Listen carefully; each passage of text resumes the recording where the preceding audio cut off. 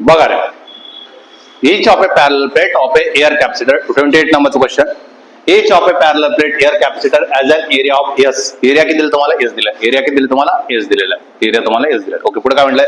What amount of work has to be performed slowly increase the distance between the plates from x1 to x2. काय केलं त्यांनी? Displacement कडून करायला सुरुवात केली, x1 कडून x2 कडे करायला सुरुवात. Okay, next. If the voltage across by the capacitor which is equal to the V. Voltage किती दिले तुम्हाला? V दिलेले. आणि विचारलं which is a kept constant in the process. आता आणि इथं स्पष्ट भाषेत लिहिलं बघा, this question is only for droppers and 12 batch. म्हणजेच काय, तुम्हाला क्वेश्चनचा फॉर्म्युला माहित असणं अपेक्षित आहे.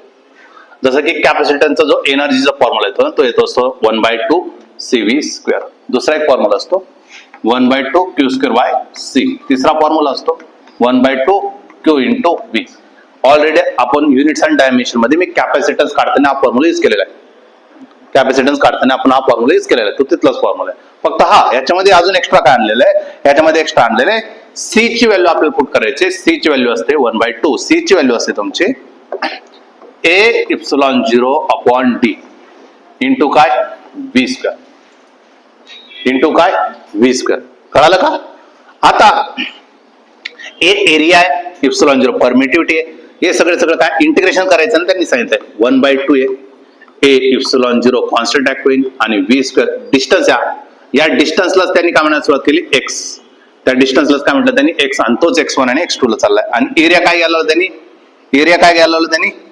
S. एरियाची व्हॅल्यू काय टाकली आपण? S. आणि तो काय? V². आता कोण चेंज होतंय? कोण चेंज होतंय? x1 आणि x2. म्हणजे इंटिग्रल कोण जाईल? dx. म्हणजे हे सगळं काय होईल? कॉन्स्टंट होईल 1/2 S ε0 V² कॉन्स्टंट होईल आणि काय राहिलं तुमचा 1/x राहिला. 1/x. आणि या 1/x ची व्हॅल्यू किती दिली त्यांनी? x1 to x2 सांगितलंय.